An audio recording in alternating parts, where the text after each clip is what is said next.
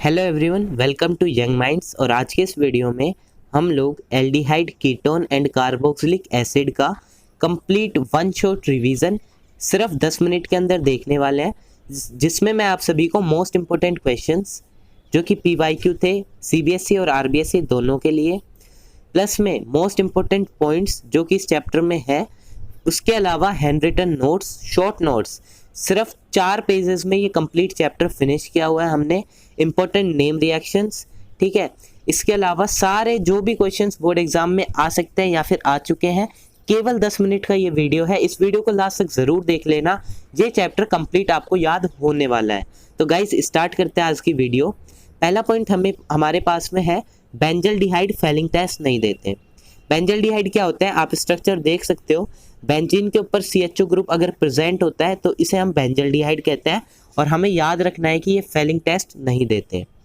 Second point हमारे पास है Tollens reagent. Tollens reagent क्या होता है? टोलन रिएजेंट होता है फ्रेंड्स अमोनिकल सिल्वर नाइट्रेट, जिसे हम लिख सकते हैं ब्रैकेट AgNH3 का होल ट्वाइस और ब्रैकेट बंद, उसके ऊपर प्लस का चार्ज। थर्ड हमारे पास PYQ आ चुका है, ये 2 बार आ चुका है, आरबीएसई और सीबीएसई में एक बार। कंप्लीट द फॉलोइंग रिएक्शन के टाइप में पहली रिएक्शन बहुत अच्छी रिएक्शन दी हुई है, CH3CH2OH एल्कोहल से एल्डिहाइड, ठीक है। Cu 513 केल्विन की प्रेजेंस में हमें रिएक्शन करवानी है, और आंसर इसका सिंपली हो जाएगा RCHO प्लस में H2O।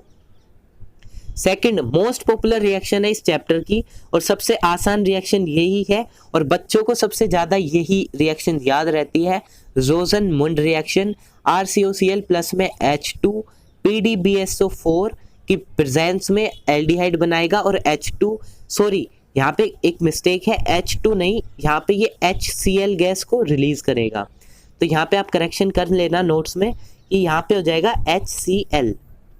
इसके अलावा स्ट्रक्चर ऑफ कार्बोनिल कंपाउंड 3 बार पूछा गया है, 2 बार आरबीएसई में, 1 बार सीबीएसई दिल्ली बोर्ड एग्जाम्स में पूछा गया है। स्ट्रक्चर ऑफ कार्बोनिल कंपाउंड, सबसे पहले आपको ये वाली स्ट्रक्चर ड्रॉ कर देनी है, ये वाली, देन उसके बाद में ये वाली, और थर्ड नंबर पे ये। तो ये स्ट्रक्चर ऑफ कार्बोनिल कंपाउंड हो जाएगी। फिर कुछ इंपॉर्टेंट पॉइंट्स की हम बात कर लेते हैं। ये वाला जो डैश CO ग्रुप होता है, ये होता है carbonyl group. Dash CHO group होता है, ये होता है एल्डिहाइड ग्रुप। और dash C double bond O group होता है कीटोन ग्रुप। और हाइब्रिडाइजेशन क्या होता है कार्बोनिल ग्रुप्स का, ये इंपॉर्टेंट चीज़ है, इसे आप याद रख सकते हो। sp2 होता है हाइब्रिडाइजेशन, अगर क्वेश्चन आ सकता है इस टाइप का भी, हाइब्रिडाइजेशन क्या होता है कार्बोनिल ग्रुप्स का, तो आप बता सकते हो sp2 होता है।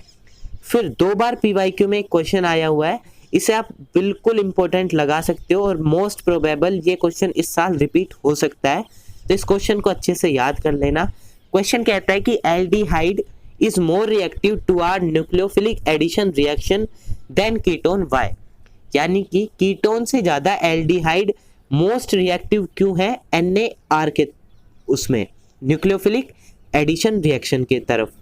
तो इसका आंसर है सिंपल, एल्डिहाइड में एक ग्रुप प्रेजेंट होता है प्लस आई इफेक्ट का, जबकि कीटोन में 2 ग्रुप प्रेजेंट होते हैं प्लस आई इफेक्ट के। तो क्या होता है फ्रेंड्स, कीटोन पे कार्बन इलेक्ट्रॉन डेंसिटी इंक्रीज हो जाती है, और कीटोन की रिएक्टिविटी डिक्रीज हो जाती है इन कंपैरिजन टू एल्डिहाइड। इसलिए हम कह सकते हैं that's why reactivity is low in ketone, ठीक है। थर्ड PYQ आया हुआ है 2 बार आरबीएसई में, सिंपल इसकी एक ट्रिक है,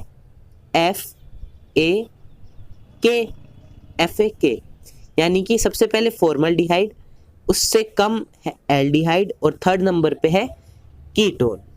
समझ में आया? रिएक्टिविटी का ऑर्डर है ये, ठीक है। कीटोन से इंक्रीजिंग ऑर्डर है, सबसे कम होता है कीटोन का, इससे ज्यादा होता है एल्डिहाइड का, और सबसे ज्यादा होता है फॉर्मल्डिहाइड का। तो ट्रिक आप याद रख सकते हो, FAK। डन। इसके बाद में आ जाता है रिएक्शन ऑफ कार्बोनिल कंपाउंड। कोई भी NaR रिएक्शन आप बता सकते हो। सिंपल मैंने एक रिएक्शन यहाँ पे ली हुई है, RC डबल बॉन्ड O और C के साथ में H, यानी कि एल्डिहाइड मैंने लिया, इसको मैंने रिएक्ट करवाया फ्रेंड्स HCN के साथ में। जैसे ये HCN के साथ में रिएक्ट करेगा तो साइनोहाइड्रिन बनेगा। साइनोहाइड्रिन बहुत इंपॉर्टेंट टर्म है, ये आपसे पूछा जा सकता है, ऐसे एक क्वेश्चन के टाइप में पूछा जा सकता है कि what is cyanohydrin, what is cyanohydrin. तो आप सिंपली इसकी स्ट्रक्चर बना सकते हो, CH3O, एक बार OH ज्वाइन कर देना, इधर CN और बचे H। ठीक है, ये क्या है, कायरल कार्बन जैसा होता है ना जो लैक्टिक एसिड बनाता है, बट यहाँ पे बीच में क्या है O, तो ये साइनोहाइड्रिन है, ऐसे आप याद रख सकते हो।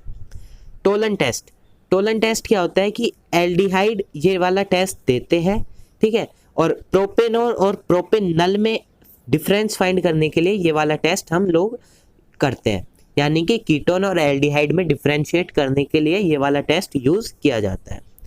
फिर एक अच्छा क्वेश्चन है, इस साल CBSE में आ सकता है ये वाला क्वेश्चन, और RBSE के लिए भी उतना ही इम्पोर्टेंट है। RBSE में 2 बार आ चुका है ये question. Formic acid is more acidic in acetic acid, सबसे ज़्यादा होता है फॉर्मिक एसिड एसिटिक एसिड से ज़्यादा एसिडिक क्यों है? फॉर्मिक एसिड होता है HCOOH, जबकि एसिटिक एसिड होता है RCOOH यानी कि CH3COOH। एसिटिक एसिड में फ्रेंड्स क्या होता है कि जो प्लस आई ग्रुप होता है वो प्रेजेंट होता है, तो इसकी एसिडिटी क्या होती है, लेस होती है, जबकि HCOOH यानी कि फॉर्मिक एसिड में प्लस आई एब्सेंट होता है। तो आप लिख सकते हो due to presence of plus I effect in acetic acid its acidity decreases. फिर आता है फॉर्मेलिन, ये एक अच्छी टर्म है और नीट एस्पिरेंट्स के लिए ये एक अच्छा MCQ भी बन सकता है, और शायद 3-4 बार नीट में पूछा भी गया है कि फॉर्मेलिन क्या होता है, और ऑप्शंस उसमें मिल जाते हैं। इस बार ऑप्शंस MCQ आने वाले एग्जाम में, तो मैंने ये क्वेश्चन इंक्लूड किया है, और ये आप सभी से पूछा भी जा सकता है कि फॉर्मेलिन क्या होता है। फॉर्मेलिन होता है 40% सॉल्यूशन ऑफ फॉर्मल्डिहाइड, फॉर्मल्डिहाइड का 40% सॉल्यूशन, ये आप याद रख सकते हो, बहुत आसान टर्म है। फिर नेक्स्ट हम बात करते हैं कि एल्डिहाइड एक गुड रिड्यूसिंग एजेंट है। इसके दो एग्जाम्पल सिंपल है, टोलन टेस्ट, फेलिंग टेस्ट, ठीक है।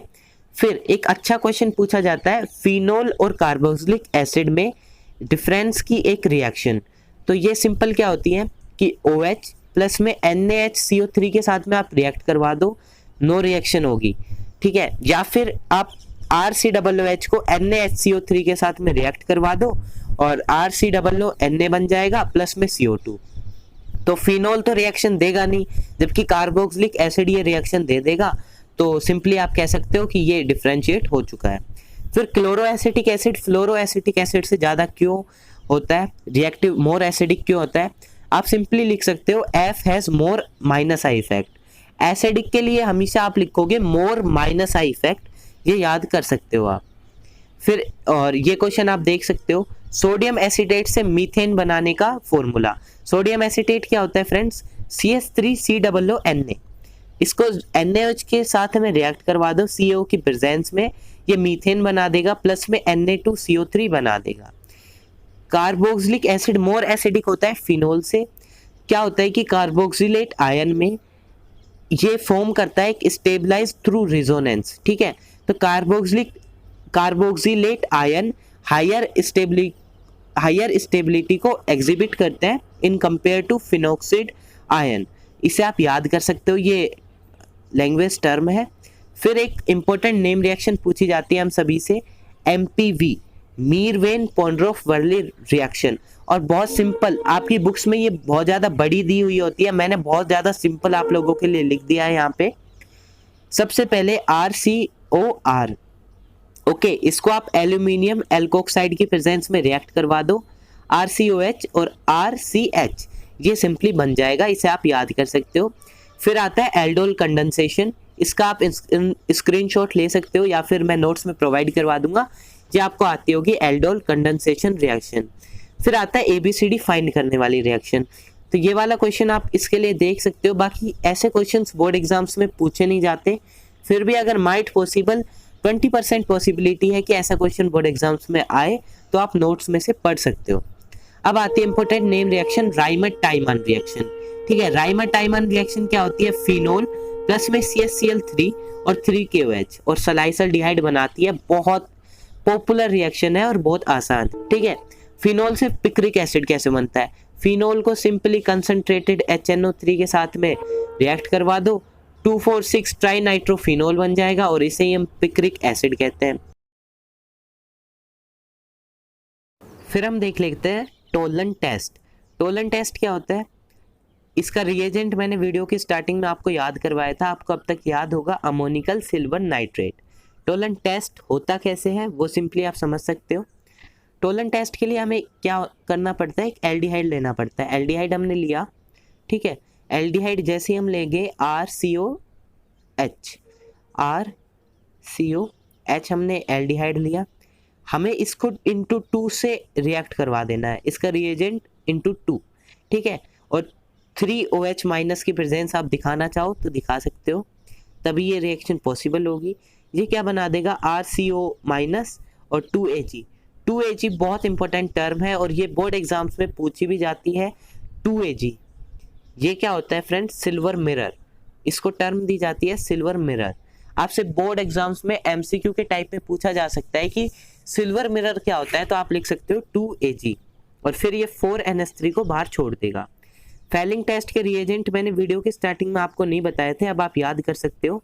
CuSO4 2 होता है और रेसेल साल्ट।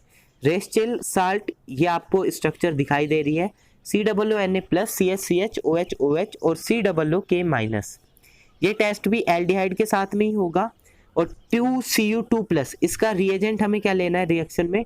2Cu2 प्लस और 5OH के माइनस हमें दिखाना है। एक ट्रिक बता देता हूँ, टोलन यानी कि 3, फैलिंग यानी कि 5, ठीक है। 3 में टोलन में 3OH माइनस और फैलिंग में 5OH माइनस। फिर क्लेमेंसन रिडक्शन आप लोग देख सकते हो यहाँ से। क्लेमेंसन रिडक्शन नेम रिएक्शन है और इम्पोर्टेंट भी है। डेसियो ग्रुप और जिंक अमलगम। अमलगम क्या होता है? Hg यानी कि ZnHg हो जाएगा जिंक अमलगम और 4HCl की प्रेजेंस में आप इस रिएक्शन को करवा सकते हो और ये CH2 बना देगा। पिनाकोलोन में क्या होता है? पिनाकोलोन रिडक्शन में, पिनाकोलोन में हमें लेने होते हैं 2 कीटोन और MgHg की प्रेजेंस में रिएक्शन करवा देते हैं तो पिनाकोल बन जाता है। पिनाकोल आप अपनी बुक में देख सकते हो, ये भी एक इम्पोर्टेंट टर्म है, मैं वीडियो में प्रोवाइड करना भूल गया हूँ, ठीक है। कैनिज़ारो रिएक्शन आप देख सकते हो, ओपेनोर देख सकते हो, स्टीफन देख सकते हो। तो ये हमारा कंप्लीट हुआ इंपॉर्टेंट पॉइंट्स वाला सेक्शन। अब कुछ क्वेश्चन फॉर प्रैक्टिस आप सभी को मैं देने वाला हूँ इसी वीडियो में। तो ये क्वेश्चंस हैं PYQs, इन्हें आप प्रैक्टिस कर सकते हो। अगर इनमें से कोई भी क्वेश्चन आपको समझ में नहीं आता है तो आप कमेंट करके पूछ सकते हो। और फ्रेंड्स, अगर आपको मेरा वीडियो अच्छा लगा हो तो अपने फ्रेंड्स के साथ में शेयर करना, अपने रिलेटिव्स के साथ में शेयर करना। अगर कोई भी 12th क्लास में हो और ये पढ़ना चाहता हो बोर्ड की सीरीज़ में, और बिल्कुल फ्री ऑफ कॉस्ट आपको सारी ऑर्गेनिक केमिस्ट्री की सीरीज़ मिल जाएगी। Within 10 minutes complete organic chemistry के हर वीडियोस में अपलोड कर दूंगा। अगर आप लोग ऐसे ही सपोर्ट दिखाओगे तो मैं आप सभी से रिक्वेस्ट करता हूं कि चैनल को सब्सक्राइब कर देना और वीडियो अच्छा लगा तो लाइक करना इसको। और कुछ भी कमी रह गई वीडियो में, कहीं भी गलती हुई तो प्लीज़ कमेंट करके बताना। और thanks for watching again, do like, subscribe and share, please support.